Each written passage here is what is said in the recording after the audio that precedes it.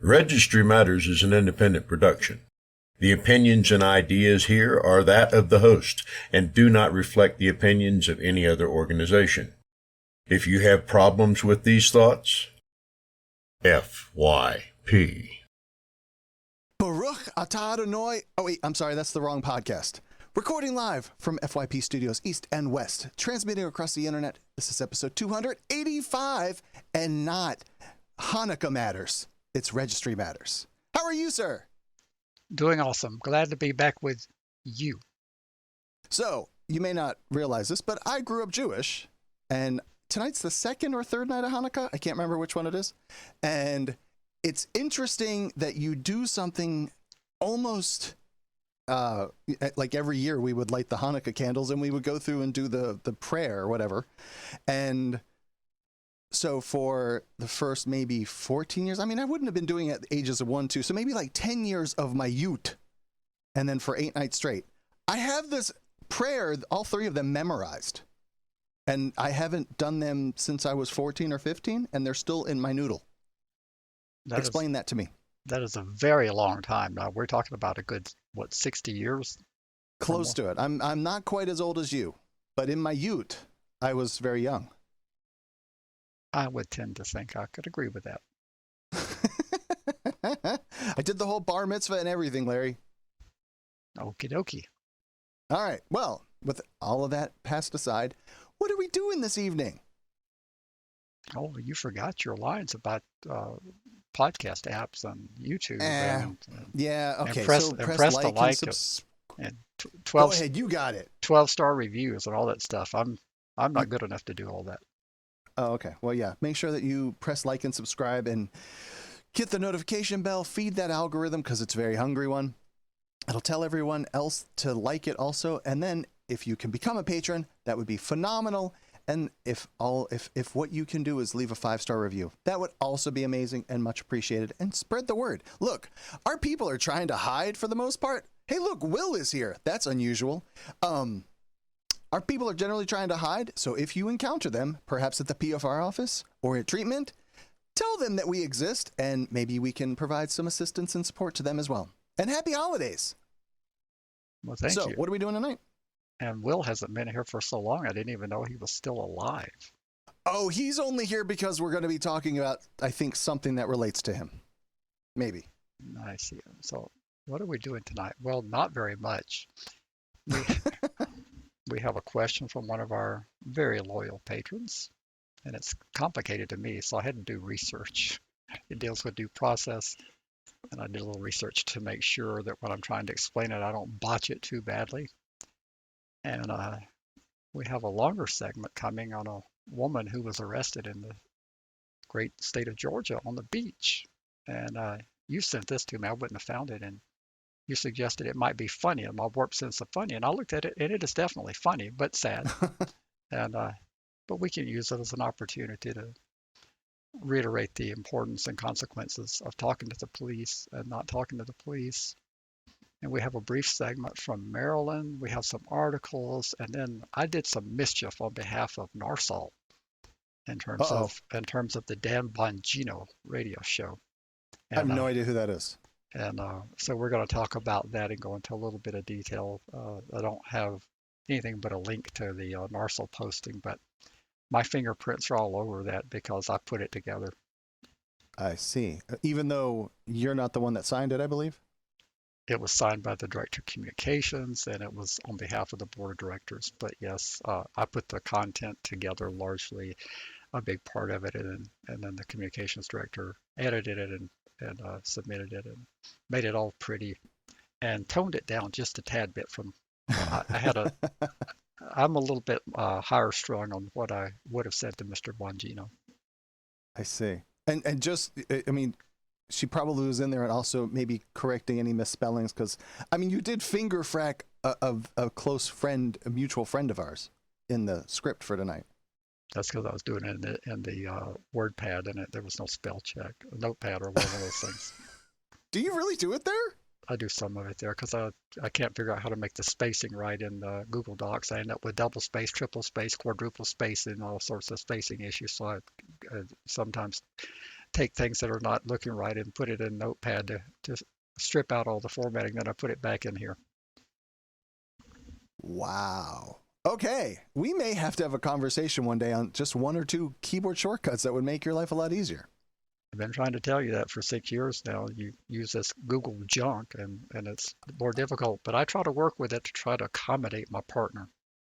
I see. Okay. Anywho. All right. So the first thing on the list is, before we get going, I understand. So this is the letter that you worked with the communication director. Who is this Dan Bongino individual? But he has a syndicated talk show, and he fills the time slot that was previously held by Rush Limbaugh. That's what I thought. Okay. And many of the same stations that carried Rush carry Dan, but not all. He has fewer affiliates on his list than Rush Limbaugh did. But he is a very mean, vile, disgusting individual. But I listen to him 5 days a week, at least a portion of his show, because I need to know the latest gobbledygook of conspiracy theories and nonsense that are coming out, and he comes up with some doozies. And so he was talking just a couple days ago about the college presidents that were testifying before a House Judiciary Committee, I believe it was. And a Congress lady named Liz something was asking about if a person attending the University of Pennsylvania were to call for the expungement and annihilation of Jews, would that violate the UPenn Code of Conduct?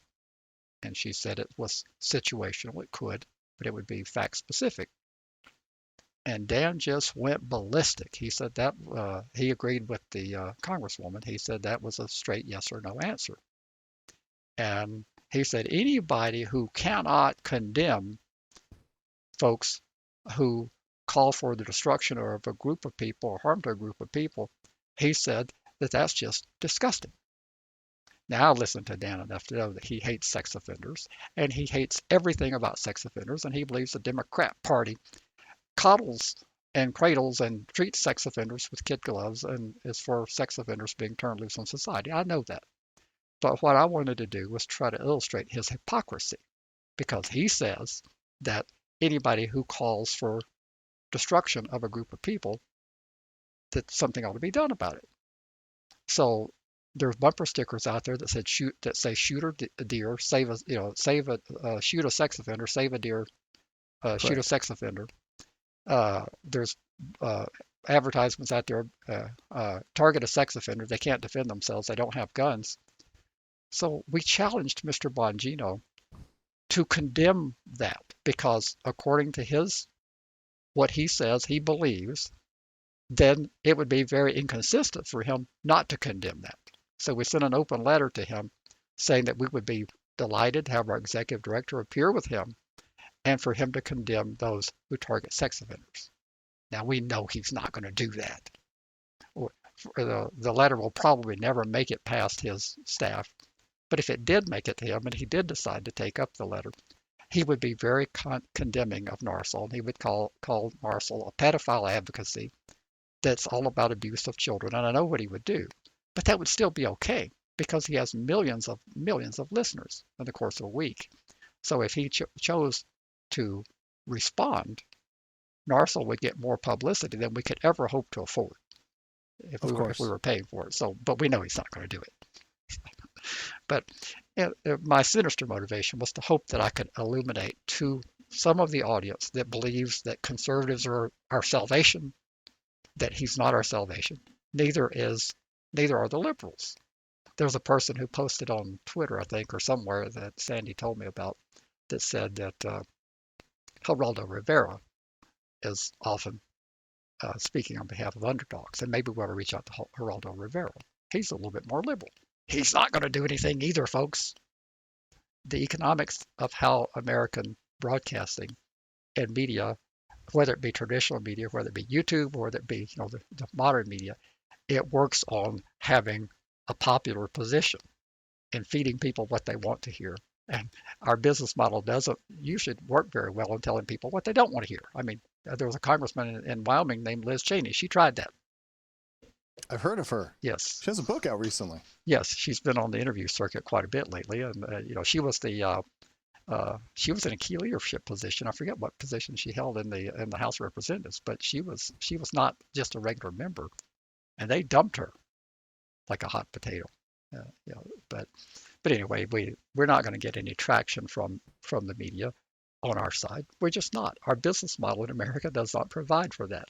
So you can't win that battle going out and advocating for a group of unpopular sex offenders.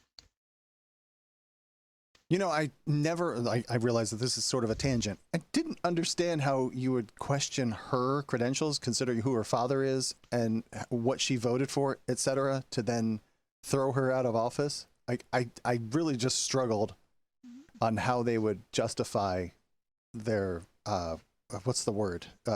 Flipping on her. I can't think of the word that I want to say, of them turning on her.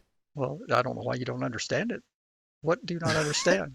She wanted to uphold the Constitution and wanted to certify the election and to stop the charade about election fraud.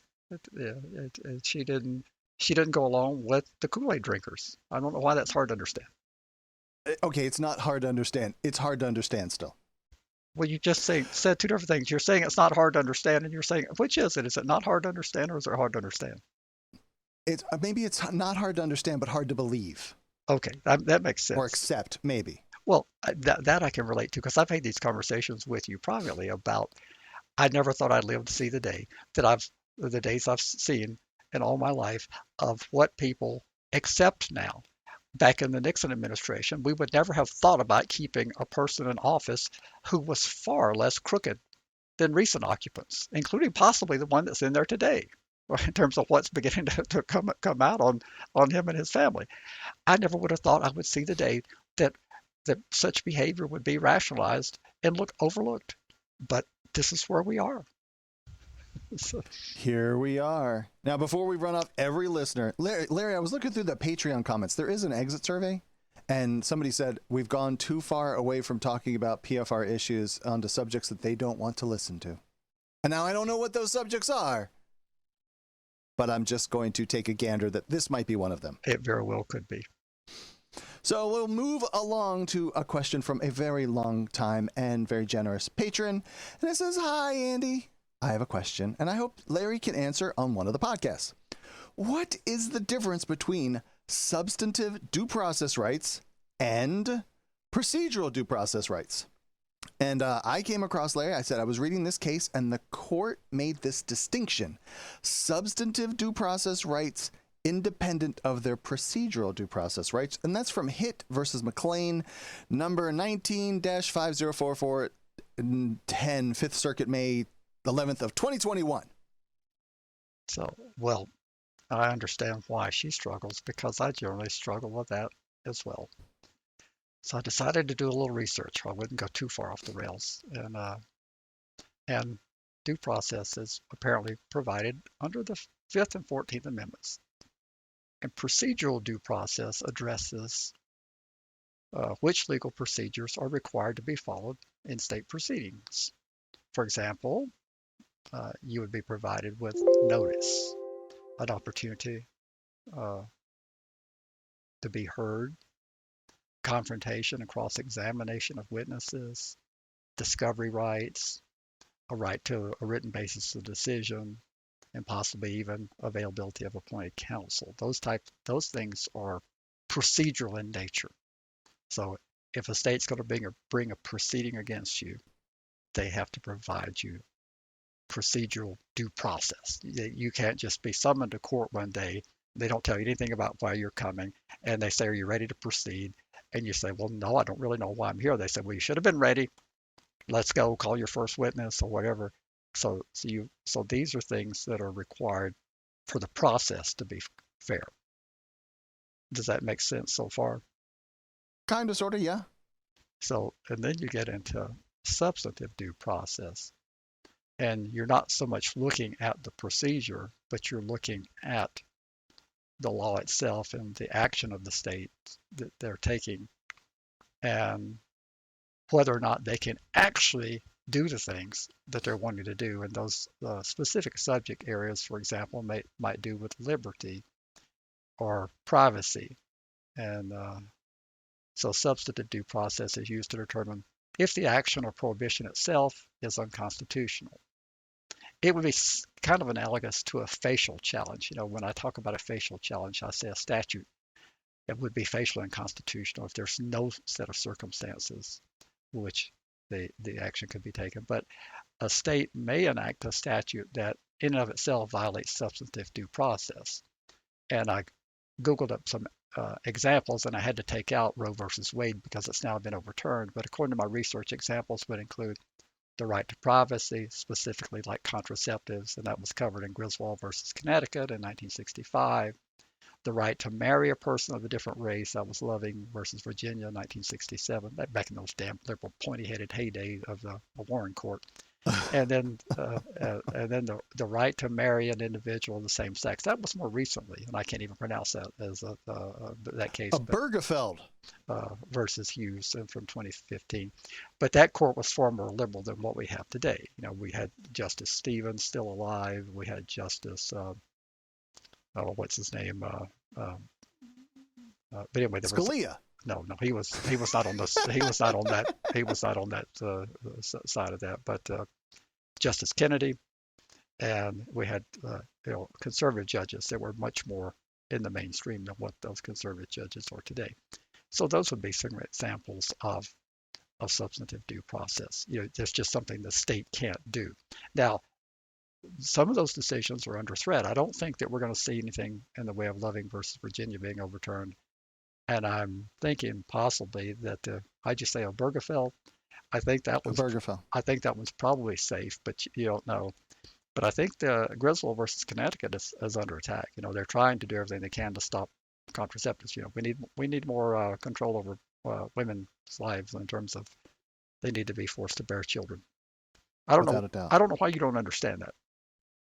Larry, what I want to know is literally if it were 1967 and I were going to marry someone that is not Caucasian, and I mean, that's such a loose term even now, but let's just say that the person was black. That's against the law, and one of us or both of us are going to jail? I don't know if they ever put anybody in jail, but theoretically they didn't issue the marriage certificate. Why does that highlight keep going across the screen 100 times? Because I keep highlighting it, because I'm like flabbergasted that that's literally a thing that happened, saying that the right to marry a person of a different race. Well, it had to be litigated. It had to go all the way up to the Supreme Court. So somebody at some county clerk, whatever, and I say, hi, I'm going to get married, and I walk in and they're like, oh my God, this is the awful N-word. No, you can't have it. I don't know why you're so shocked. It wasn't that many years ago that a county clerk got put in prison, jail for refusing to issue a same-sex marriage after the court. She said, I ain't gonna do that down here in Tennessee or wherever it was. It's not that long ago. I know. And they're still trying to fight that issue. So, I know. It bothers me deeply. So, I don't know. There shouldn't be shocking. Our country has done some very strange stuff through our history. Without a doubt, that we will not ever acknowledge and agree to that we have done some pretty shady shit. And then we're like, no, we're the best country. Maybe we are the best country in the world, but that's still some shady shit that we've done and continue to do. But see, you got to understand, if you talk about any of that stuff, you're unpatriotic. Do you not understand that? If you talk about how to try to make our country better, that makes you unpatriotic. All right, Deanna. Well, that's the answer to your question, and I hope that helps you. It was pretty much clear as mud, Larry. Well, I'm glad I could be very helpful. All right, well then, to move over to, quote unquote, the Maryland issue. And this is from Brenda in Maryland. And she goes on to write, one of our members received a disturbing email from a reporter from the Baltimore Sun doing an article about abuse in the Catholic Church. She says she is going to publish my name in the article. We are both hopping mad. If she has her story straight, they're publishing over 100 names of absolutely any, at least former, Catholic Marylander. Oh, sorry. Absolutely any, at least former, Catholic Marylander, like the state of Maryland, probably in an authority role at the time, who has been accused of sexual abuse at any time, theoretically, even if they were never sentenced. He is nicely asking her what the deadline is to get a response in and whether they are posting just what he was convicted of or his dismissed accusations as well. I intend to contact the Sun and the reporter on behalf of FAIR, which is the Narsal affiliate, which is FAIR and, oh my God, I can't, God, why, don't ever try to think while you're doing a podcast. I freaking help them with their website. Anyway, FAIR. And would love to be able to point out any legal problems with this grand plan of the Baltimore Suns. I can handle all the collateral damage to families and others who are just trying to quietly move on with their lives. But is this violating any constitutional or civil rights, especially if someone was never even convicted? And that is by Brenda Jones, executive director. So what do you say to that? I'm going to go look up what FAIR means. I'll tell you, it's Families Advocating Intelligent Registries. Thank you so very much. Families Advocating Intelligent Registries. Thank you very much. Okay, there's really nothing to see here. The press has the full protection of the U.S. Constitution. It's kind of like the Second Amendment of, we can't touch anything to do with weapons, and there's very little leeway to restrict the press's actions. And in fact, if I'm not mistaken, I thought the conservatives were fighting mad about various platforms such as YouTube restricting what can be said on their platforms. Am I remembering correctly or not? Oh, they're all over anything that's social media, saying that it's a lefty propaganda, and they censor the right. Totally. Okay, but if we're fighting mad about a company restricting what's being said on its platform, can we tell a newspaper what it can and cannot publish? I believe there are limits. I mean, they're like, national security interests that they shouldn't publish. But as far as the names of people, God, that seems really sketchy, Larry. I mean, that's doxing people, especially if they haven't been convicted. If it were public record. Well, if they've been arrested and charges were dismissed, like that one that Brenda was referring to, he was asking if it was just going to be the convicted charges or the dismissed charges. That is, in fact, a public record. It did happen that he was charged with those crimes. Should the press be restricted, saying that they can't report something that is a historical event? I see all of the sketchy ground here. It seems like this would be an editorial decision to go, maybe we'll just use like initials. Maybe we'll just use first names. Don't go around doxing people.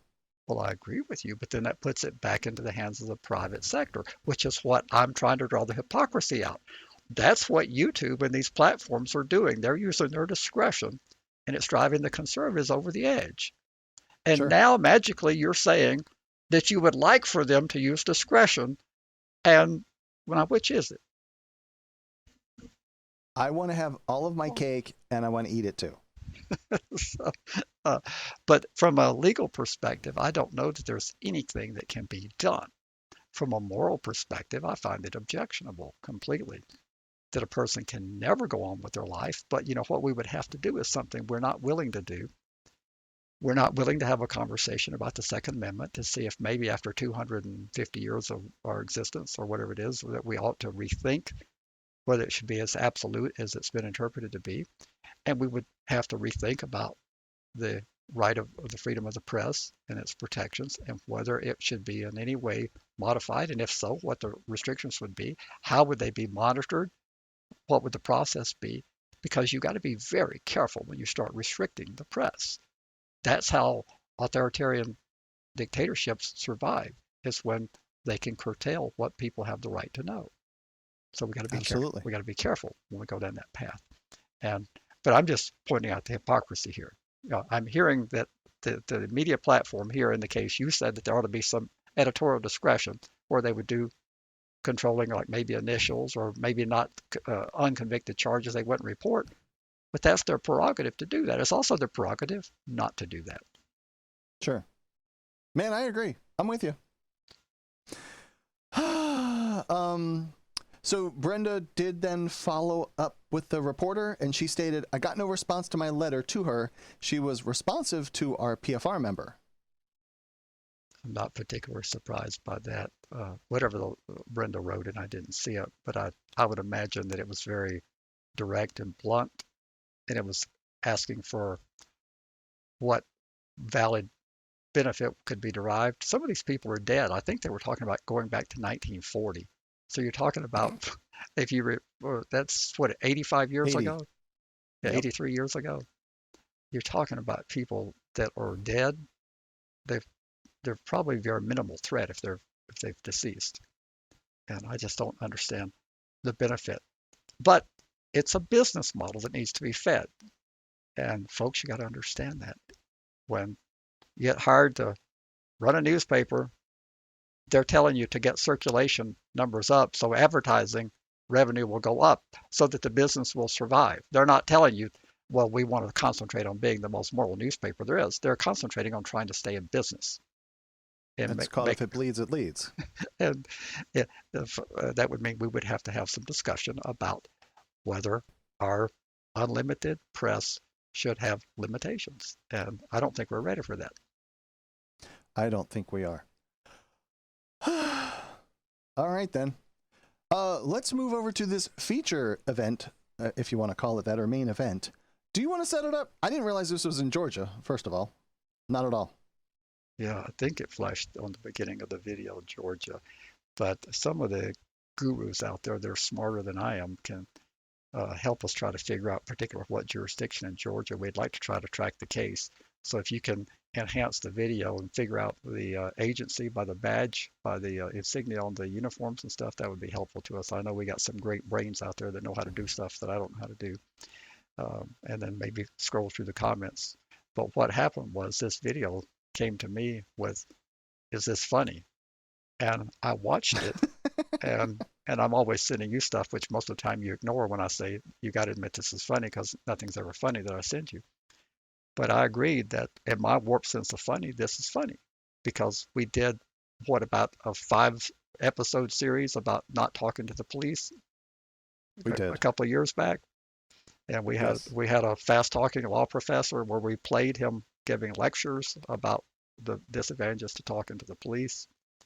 And this case, if this woman had not talked to the police, she would be in a far different position today. Now, I'm not going to sit here and say she wouldn't have got arrested.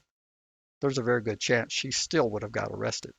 But we're going to dig into what would have happened, how things would have gone down had she handled it differently, and the posture she's placed herself in by talking versus the posture she would have been in had she not talked. And I don't know, are you going to play the whole thing or just parts of it? It's like 3 minutes. It's 3, and I think towards the end of it, I think we can start cutting it out, but we need to go through at least like 1 or 2 sections. So I'm going to start from the beginning where they have their encounter, and then we'll have some conversations about her responses and whatnot. Sure. So hopefully everything's in alignment and ready to go. Is that too loud? A little bit loud, yeah. All right. Let's turn that down a hair. All right. Let's try that again. How you doing, ma'am? I'm Officer Dollar with Tybee. Can we speak to you for a second? We'll get you over there. Go ahead and bring your stuff. Yeah, can I ask what the problem is? All right, so someone called us. We got multiple calls about you. About something pertaining on the beach. Yes. Were you supposed to be? Were you doing something you weren't supposed to be doing?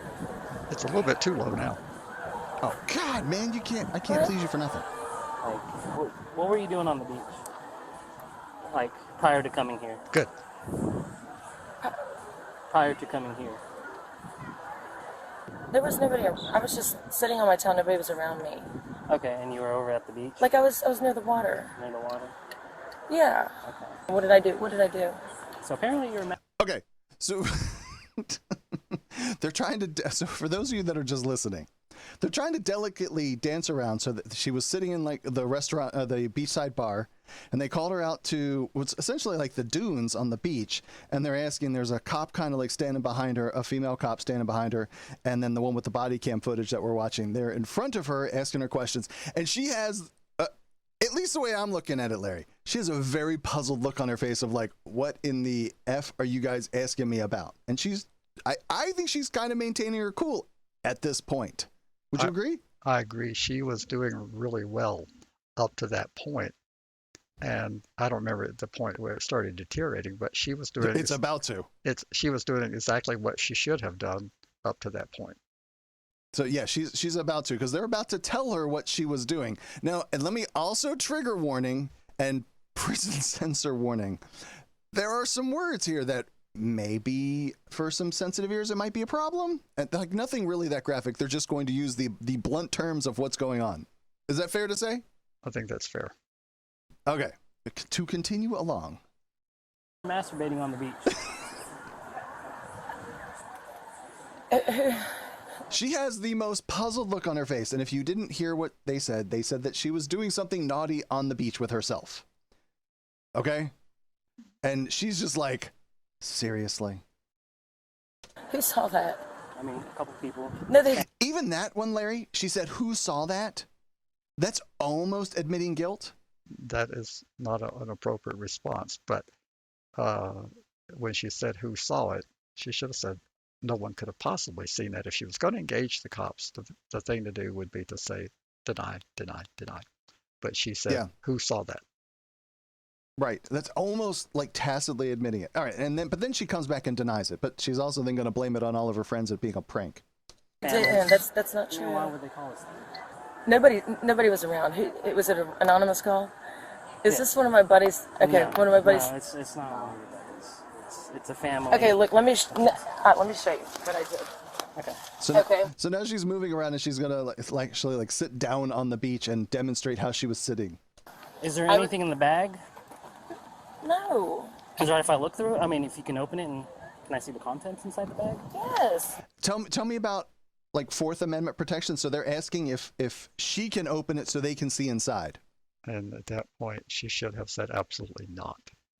But doesn't that put you under suspicion, threat, whatever, that they're going to then detain you for whatever reasons? Like she's walking around with a bottle of beer. They told her to bring it, but she's walking around with a bottle of beer. So couldn't they detain her for not being around the bar property with a beer? I doubt it if they're the reason why she's not in the bar properly. If they brought her out, I doubt that. But when they ask her, can they look in her property? Remember, you have an absolute right to privacy in your person and in your home and in your vehicle. And she should have said absolutely not. You cannot look in there. And just to go in the other direction, though, if they believe that she had something of the 4-letter word that begins with a B and ends in B, then they would have some level of public protection to intervene. I'm not seeing that based on the complaint that was leveled. No. I'm just saying, to go in a different direction. If they believe that she had an explosion thing, then they would have the right to intervene. I'm not seeing that if they believe it, there could be an exigent circumstance where they could open that bag.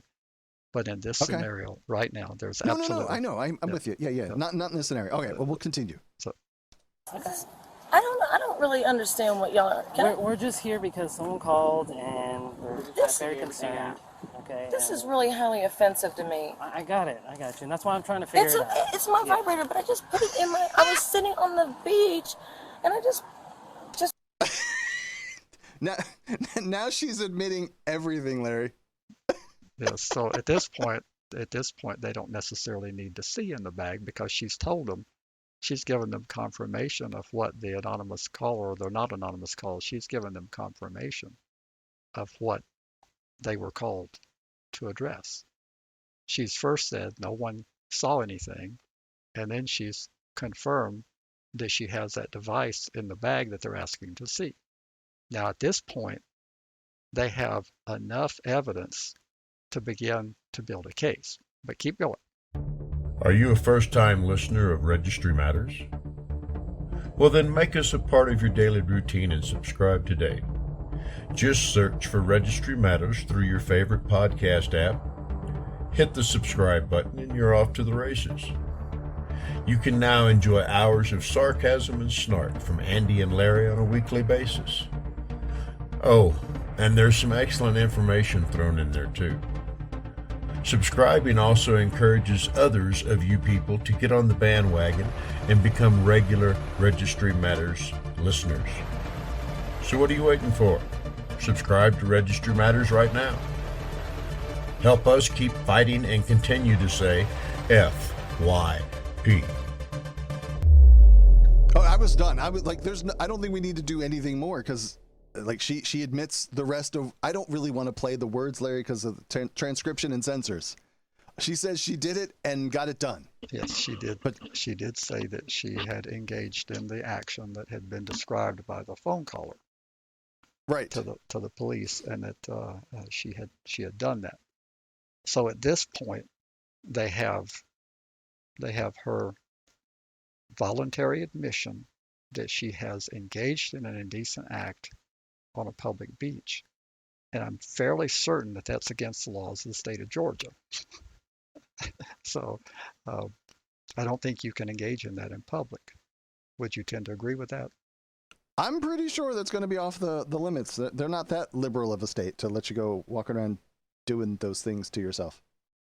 So at this point, based on what she gave the police, they went from having a report of criminality and a beginning of an investigation to having a full confession voluntarily given by a person who arguably may have been free to leave and may have not been free to leave, because that's where you need to be Mirandized. When you're in a custodial interrogation, if a person, law enforcement is going to interrogate you, they don't have to place you under arrest. People have this misnomer that they have to place you under arrest. There's a couple things that we'll digress with in terms of an interrogation. The police do not have to Mirandize you just because they arrest you. If they're going to take you straight to jail, ask you no questions, they've already got an open and shut case, and all they're going to do is book you, there's no danger of you incriminating yourself whatsoever, because they're not intended to ask you a single question other than just your basic name, date of birth, and stuff like that. They aren't going to ask you anything. So they don't need to Mirandize you. But in her situation, the test will be, was she free to leave that and disengage at any time? I think it's a close call. When you got two officers standing around you, would a reasonable person think they're free to go? I'm going to go with no. Okay, well then, when she gave her voluntary confession, then as a defense attorney, I'm going to be looking at that video very carefully. As a defense attorney's assistant, I'm going to be looking at that very carefully. And I'm going to ask her a lot about her education. I'm going to ask her if she understands the English language. She appears to. I'm going to ask her if she has any learning disabilities, anything that would preclude her from understanding that she was free to go or not free to go, and make sure that she has the ability to analyze the situation intelligently. And I'm going to say, look, now we can make a motion to suppress your confession, but that only gets us partway where we're trying to go, because we've got to suppress your admission, but we've also got to suppress the evidence. Remember what they said they found? Oh yeah, they have towards the end of it, one of the officers says, you're gonna have to go through and inventory every item. It's a bullet device is what they call it. A what? A bullet. It's a little it's like the size of a finger, Larry. It's tiny. Oh, I don't know. It's very small. Okay, well, I don't know anything about that, but they when you place a person under a lawful arrest, which I would consider on the surface of this appears to be a lawful arrest. You have a person who has admitted to felonious behavior. I think that that would be an exposure of an aggravated nature, and it would probably be a felony in the state of Georgia. So you've got a person who's admitted to committing a felony. So she was placed under arrest. At that point, they could have lawfully searched the backpack and her possessions, because they need to inventory a car, or anything that's in your possession, correct? You know what an inventory search is, right? When they do the search, they inventory that stuff so your property can be protected and returned to you. So at this point, so I tell her, well, we can move to suppress this, and we're going to force the prosecutor to do some work. And when we move for the suppression of your confession, we've still got what was a lawful arrest, and that's going to get to be an ugly, stinky argument, because if I'm the prosecution, I'm going to say, well, the inventory search was very lawful, and so was the arrest. I mean, she she made the confession, and the inventory reflected consistent with what the witnesses had told us. If, as a prosecutor, if I have to do all of that work fighting this, I have very little incentive to offer her a sweet deal. Meaning a sweet deal would be something that would keep her off the sex offender registry, give her a probated sentence, and hopefully maybe an expungement or at least a sealing of the record, because she looks fairly young, and this is not something you'd want to deal with for the rest of your life. So I'm trying to figure out, as a strategist, which way we can go with this in terms of getting the best outcome from her. She has a very weak case in terms of a defense. Because she said she had it and did it. She basically gave the state a very strong case against her. So therefore, I'm in a weakened position trying to get an outcome that's favorable to her because of her own behavior. Now, let's just say that she had told him no. Let's play this. We don't need to play it again, but Let's play this through. If she had said, I don't know what you're talking about. Well, right. A witness said that you did something that was unlawful.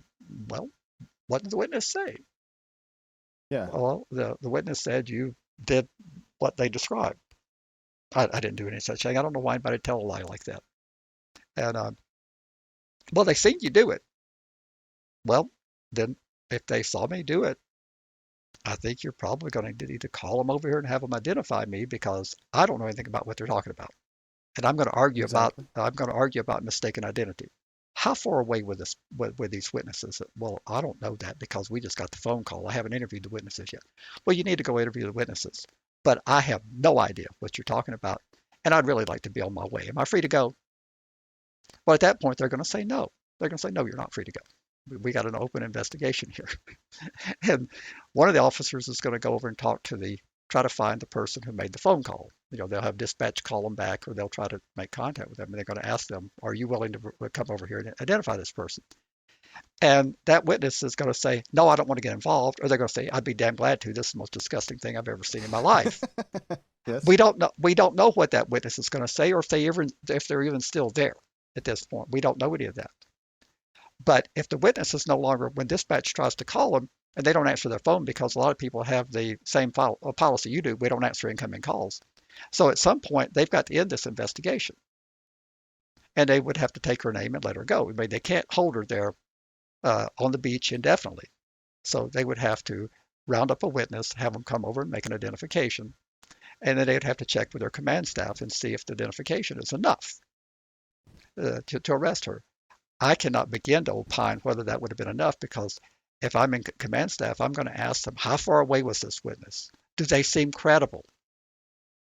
And, we're getting ready to refer a felony prosecution for a sexually type offense.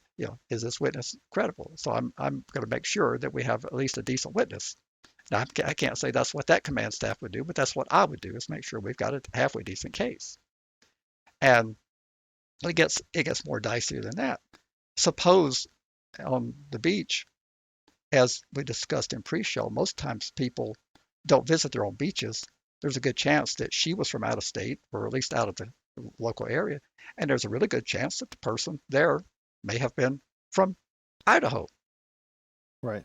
Well, if I'm the prosecution and I've got this case, and the witness, my star witness, I don't have the confession to work with. I have just that witness testimony, and that person's in Idaho, and I'm going to have to spend $2,000-$3,000 for travel and lodging arrangements. I'm going to think about offering a sweetheart deal.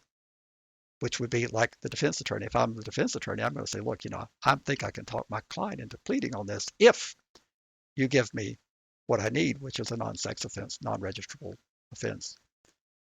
I don't know what we'd have to plead it to, but we have to get something that's non-registrable, and we have to get some sort of adjudication where that this will not follow her for the rest of her life. And I think I can convince her to enter a plea, and she'll get treatment, and everything will be fine. But you're in a much stronger position to negotiate that deal with the prosecutor if that witness or witnesses are from another state because of the expense involved. They don't really need those witnesses at this point, because you can rest assured when they took her back to the station and they sent detectives in to take her statement, you can rest assured she signed a statement. They all do, because they told her, we want to get this all cleared up, and things will go a whole lot easier on you if you just tell us what happened. And so she's probably given them a written statement about she was all stressed out, and she was relieved. I forget what she said about stress, but didn't she say something about she was stressed toward the end of the visit? She was stressed, so she just kind of. I have a statement that I want to say, but I'm not going to say it. So the whole dynamics of that case would have been different.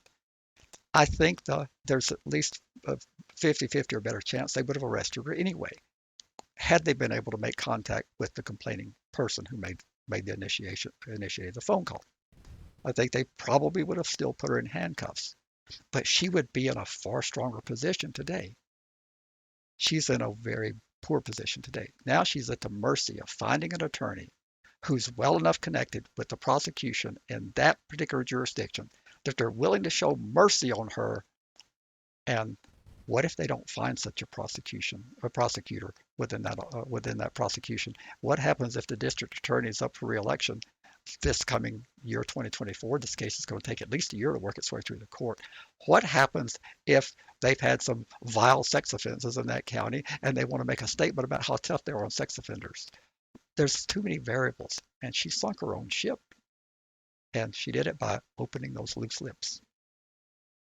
It's really a mess. It looks like it's Tybee Island. I found a piece of it towards the end where the cop car camera is looking up at one of the signs of a street nearby. Well, you've been there many times. Can you describe that? I've never been there, even though I'm from Georgia.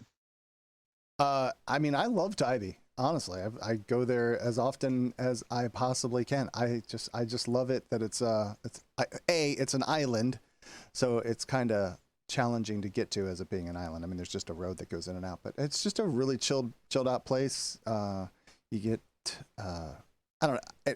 It's a preferred place. The water is super warm. Watch out for jellyfish towards the end of the year. It's one of my favorite beaches. Not big waves though, because it's a barrier island. It has stuff in front of it blocking. But now we're not talking about like Panama City Beach or Jacksonville or someplace where there's lots of people. We're talking about a relatively small population, right? Pretty much, yeah. It's pretty low. Yes. Pretty low key. So it might be that it's a relatively rural county. I know nothing about this. That's why I was asking people. It could be Chatham County. I'm not sure if that's the exact right county. That's at least nearby. That's Savannah. I'm not sure if Tybee falls into that same county. But she's at the mercy. It's 30-ish minutes. It's 30 minutes east of Savannah, if that helps any. Oh yeah, it's totally Tybee. I'm doing maps view. It's totally Tybee. Yeah, she's totally at the mercy of finding a prosecutor that's going to have some compassion. And I would prefer to be in a position of, if I call up the district attorney and say, we got this case and it's kind of ugly, and yeah, I'm gonna make you do a lot of work. Here's what I need. I think I can get a plea, but if you don't get a plea, you're going to bring those witnesses from Idaho, and we're going to do a 3-day trial on this, or however long I can drag out the trial. And I'm going to make the trial take as long as possible. So somebody in chat wrote, some of her statements could be categorized as spontaneous utterance. Is that a legal term, Larry? I've heard of it. I've never actually seen any success of people using, I think it's called excited utterance. Okay, that's fair. That seems similar, yeah. But I think I've heard of that, but I don't remember any interplay where a motion's been granted on that in my legal career. But yes, I've heard of an excited utterance. And then also, a longtime patron wrote, by the way, regarding this story, it'd also be nice if the cops across the board had a bit more discretion. It's clear this woman didn't believe that she was being watched and was trying, and that she was also not trying to be lewd in public. Do you think that factors into all that's going down? Well, this is the downside of technology. When cops used a lot of that discretion, it was when they had far less monitoring. Like right now, I just heard our sheriff on the radio on KKOB Friday talking about in real time. He said, I can watch my entire deputy staff in real time, and I can turn on their cameras. He said they will know. I can turn on their body cams, so I can watch what they're doing. And he said we can, rather than having to send out a supervisor, he said we can guide the officers in real time. Well, being that everything is so well documented now, a lot of discretion that used to be allowed in the field has been taken away because you know every move of yours is being tracked and subject to review and scrutiny. So technology has its downside as well. And I think that without a doubt. In yesteryear, there would have probably been an officer that would have felt sorry for her and say, get off the beach, don't come back here. If I see you here, we're going to have trouble. But, this kind of thing doesn't go on here. But today... But because it's all now cameraed, and I'm saying that as a verb, because it's cameraed, they have to then write the paperwork, and now she's created work for them, and it's documented. They have to follow through, or else they're not doing their job. And beyond that, maybe the command was watching this in real time, and that officer wasn't at liberty to say, "Oh, well, I'm just going to let you go," and turn a blind eye, because what happens when his supervisor is watching his cam in real time?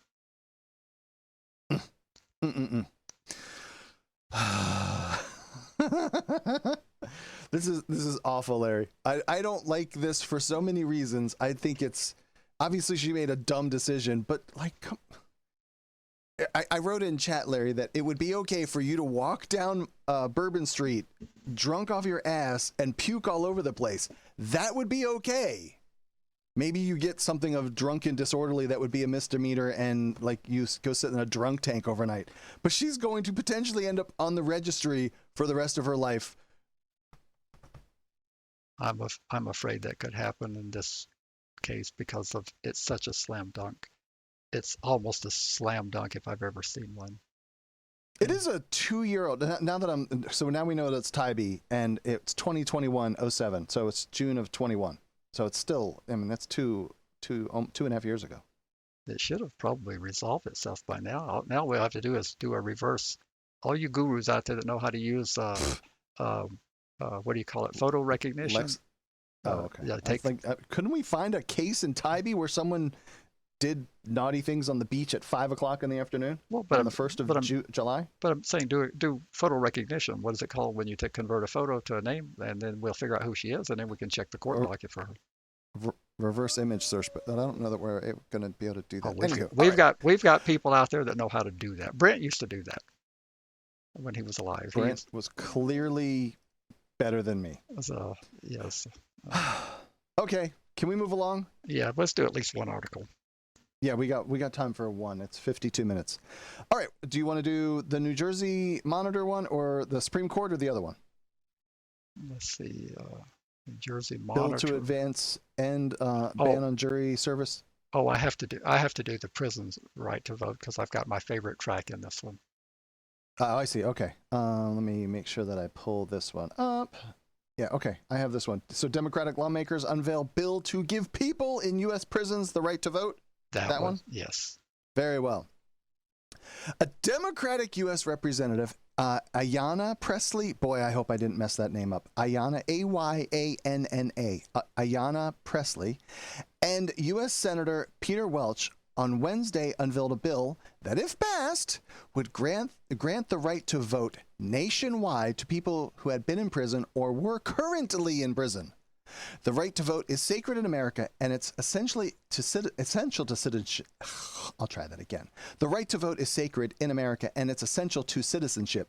And all citizens deserve a voice in our democracy, Pressley told reporters. Do you think, Larry, does this have any chance of passing?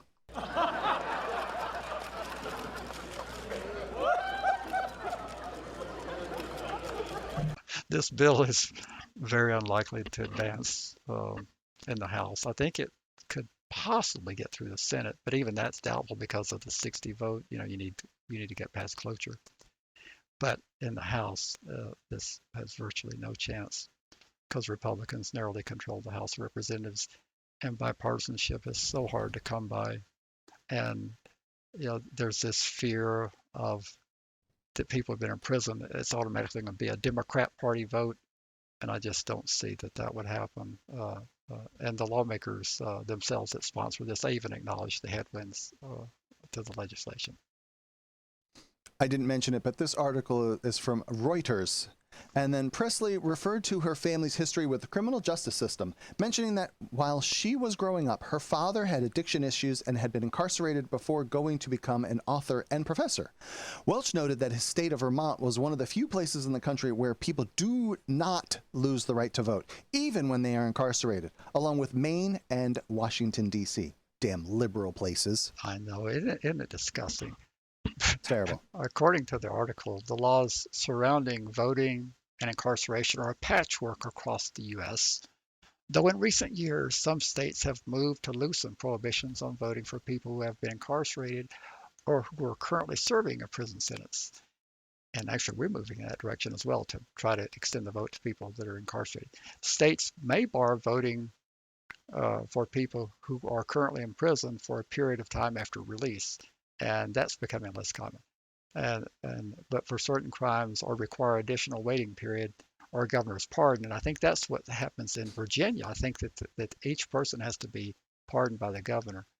And they require additional actions like payment of fines. Like, you remember what happened in Florida when the citizens passed a referendum? Yes, they overturned Amendment 4. The citizens voted to amend their constitution and, I guess, repeal Amendment 4. And then Congress in the state legislated all these hoops and barriers to get yourself the right to vote back. Yeah, so, but yeah, we are moving in that direction here. We already have the right to vote when you've served your sentence. It's automatically restored, no pardon, nothing needed here. But we're trying to extend it to when you're released from prison. There's not enough support to have votes taken while people are in prison. The election officials, and there's too many hoops of how you would do it fairly, and it's very controversial of trying to set up polls in prison. But there's a fair amount of support here to let people vote upon release before they've discharged your obligations, and I think we're going to get that passed in the next couple of years.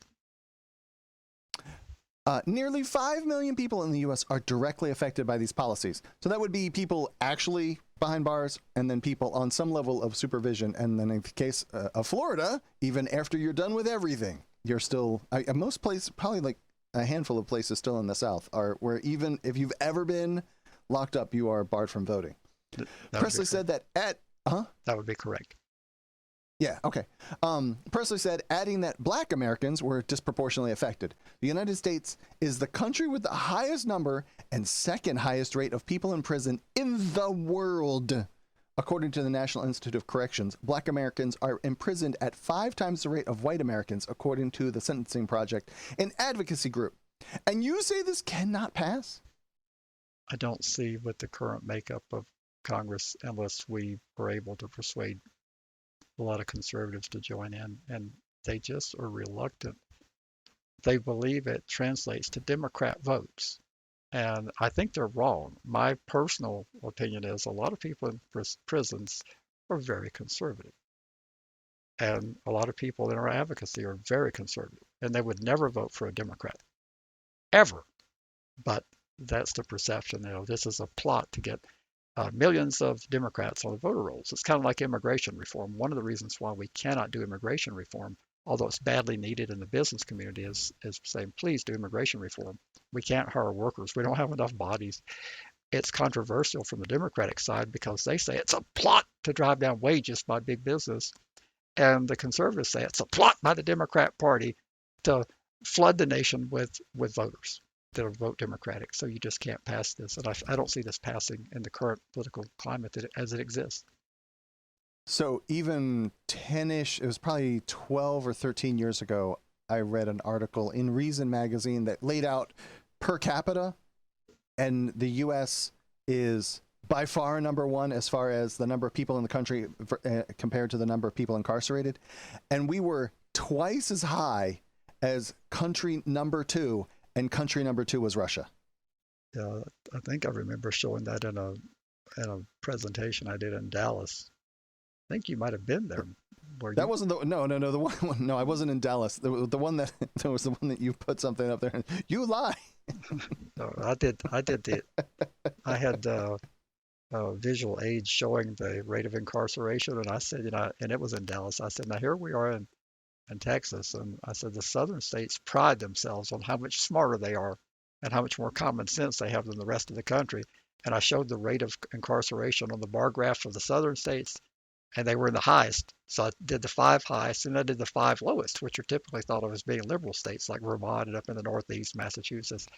And I said, now what confuses me, I'm here standing in Dallas, Texas, and you guys are in the top 5 of your rate of incarceration, and the South is in the top 5. I said, so I would like to ask, does that mean Southerners are inherently more prone to criminal behavior, or does that mean that the liberal states have found suitable alternatives to incarceration? And I didn't get a lot of applause when I asked that question.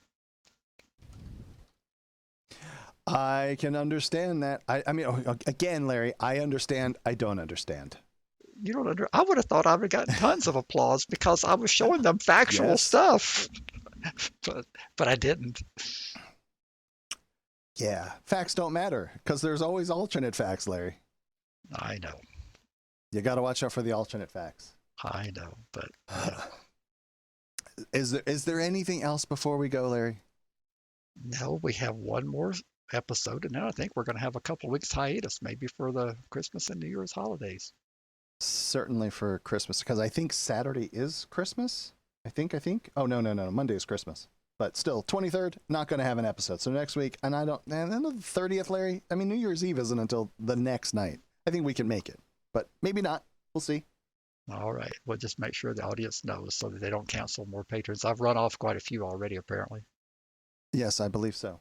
Well, as always, everyone, thank you very much for listening and supporting, and please share it with those around you. We would certainly love to grow the audience. And it means a lot if we can have a much more bigger audience. And so the show notes can be found over at registrymatters.co. And then, of course, go over to patreon.com/registrymatters to become a Patreon supporter, which is very much appreciated. Go find your podcast app of choice, iTunes or others, and leave a review so that looks favorably upon us as well. But there's a YouTube channel that you can subscribe to. Larry loves watching that number go up and down. And I hope everybody has a great rest of their weekend. And if it's Tuesday for you when you're listening to this, have a great week. And we'll talk to you next weekend, but then not the one after that. Anything else? Did I miss anything? You didn't miss a thing. Perfect. Have a great night, my friend. Good night.